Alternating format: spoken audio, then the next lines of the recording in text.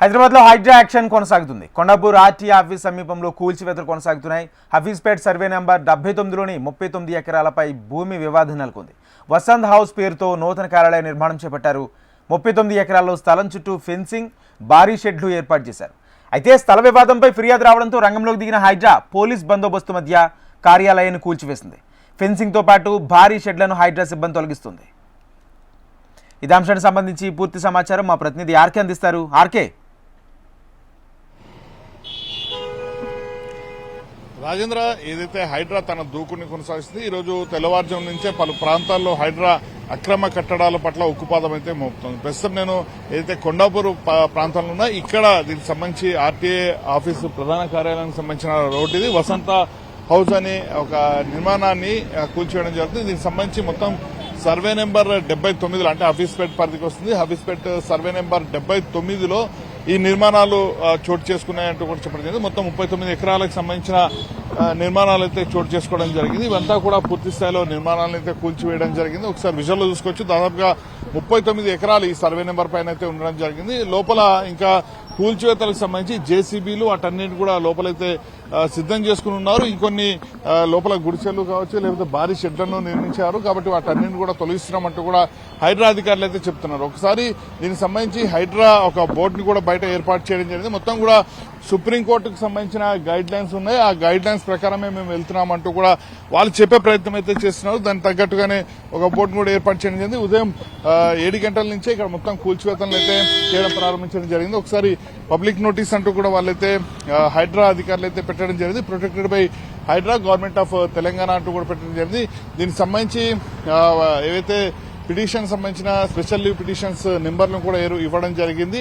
వాటి ప్రకారం మొత్తం కూడా వీటిని కూల్చివేస్తున్నాము, ఇవంతా కూడా తమ పరిధిలోకి వస్తుందంటూ కూడా చెప్పడం జరుగుతుంది. ఒకసారి ఎవరైతే బాధితులకు సంబంధించిన వాళ్ళు అంటే కూల్చివేతలకు సంబంధించిన ప్రతినిధులు కొంతమంది ఉన్నారు, వాళ్ళతో మాట్లాడించే ప్రయత్నం అయితే చేద్దాం. ఎందుకంటే వాళ్ళు చెప్తున్న వర్షన్ మొత్తం డిఫరెంట్ గా ఉంది. ఎందుకంటే ఇప్పటికీ ఇది సర్వే నెంబర్లో ఉండొచ్చు, గతంలోనే దీనికి సంబంధించిన మేము అన్ని చేసినప్పటికీ కూడా ఏ విధంగా కూల్చేసారు, కనీసం నోటీసులు ఇవ్వలేదు అనేది వాళ్ళ వర్షన్ అయితే చెప్తున్నారు. ఒకసారి వాళ్ళని కూడా అడిగే ప్రయత్నం చేద్దాం. సార్, ఏంటి నోటీసులు మీకు వచ్చాయా? హైడ్రా అధికారులు ఏ సమయానికి రావడం జరిగింది? మీకు అసలు ఏ సమయానికి సమాచారం వచ్చింది? మాకు ఏ సమాచారం లేదండి. మేము పొద్దున క్యాజువల్గా ఈ రోడ్లో వాకింగ్ చేస్తా ఉన్నప్పుడు హైడ్రా వెహికల్ కనిపించింది. వెంటనే మాకు తెలిసిన ఇన్ఫార్మ్ చేస్తే వెంటనే వచ్చాం. మేము వచ్చే లోపల పోలీసులు అందరూ వచ్చారు.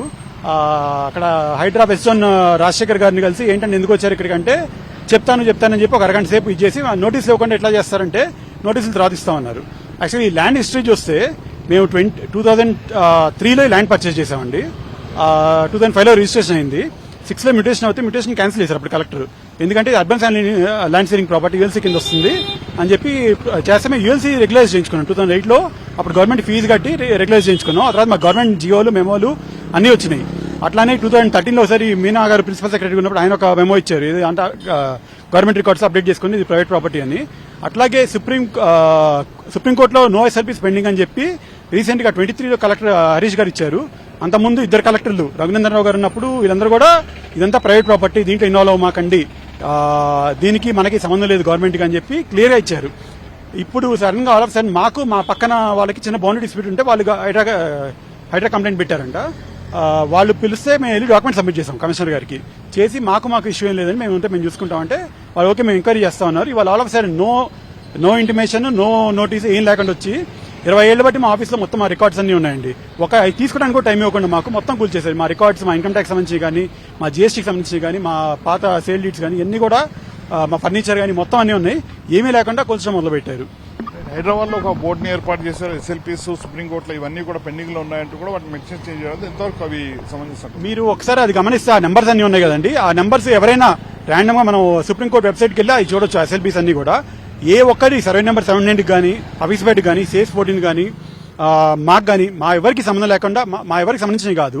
అండ్ మీకు క్లియర్ గా కలెక్టర్ గారు కూడా ఇచ్చారు, దీంట్లో ఎస్ఎల్పీలు ఏం పెండింగ్ లేవు, సుప్రీంకోర్టులో పెండింగ్ ఏం లేదు అని. ఇది కలెక్టర్ గారు ఇచ్చిందండి. Harish garu stamps and registration ఐజీకి 2023లో ఇచ్చింది. ఇక్కడ చూస్తే మీరు Hafeezpet survey number 79, number of SLB spending నిల్.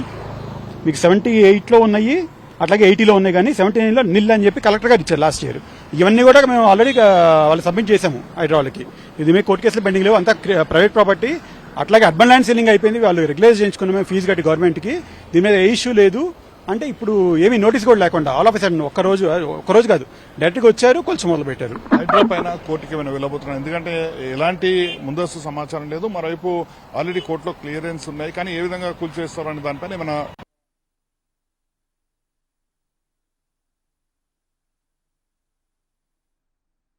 అది కూడా వీళ్ళు కంటెంట్ ఆఫ్ కోర్ట్ ఇప్పుడు చేస్తుంది. వీళ్ళు క్లియర్ గా వీకెండ్ సాటర్డే రోజు మార్నింగ్ వచ్చుకోవచ్చు అనేది కరెక్ట్ కాదు. సాటర్డే రోజు మార్నింగ్ వచ్చుకోవచ్చు అనేది కరెక్ట్ కాదు. నోటీస్ ఎక్కడికి వచ్చాం అసలు కరెక్ట్ కాదు. సో వీటన్నిటి మేము కోర్టుకి వెళ్ళిపోతాం.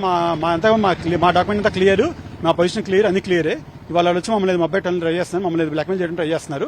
ఇవన్నీ మేము ఎదుర్కొంటాం, లీగల్ గానే ఎదుర్కొంటాం. మేము మొత్తానికైతే ఖచ్చితంగా లీగల్ గా ఎదుర్కొంటామంటూ కూడా వసంత్ హౌస్ సంబంధించిన ప్రతినిధులు అయితే చెప్తున్నారు. మరోవైపు దీనికి సంబంధించి కూడా ఎలాంటి ముందస్తు సమాచారం లేదు, ముందస్తు సమాచారం లేకుండానే కూల్చివేతలు చేశారంటూ కూడా చెప్తూ వస్తున్నారు. ఇప్పటికీ కూడా లోపల ఇంకా కూల్చివేతలు అయితే కొనసాగుతున్నాయి. దీనిపైన మాత్రం ఖచ్చితంగా కోర్టుకు వెళ్లి అక్కడే తేల్చుకుంటామంటూ వసంతకు సంబంధించిన ప్రతినిధులు అయితే చెప్తున్నారు. ఇది ఒక ఎమ్మెల్యేకి ప్రస్తుతం ఏపీకి సంబంధించిన ఎమ్మెల్యేకి అయితే సంబంధించిన దీనికి సంబంధించిన మొత్తం అన్నింటినీ కూడా పూర్తి చేయడం అయితే జరిగింది. Rajendra, thank you RK.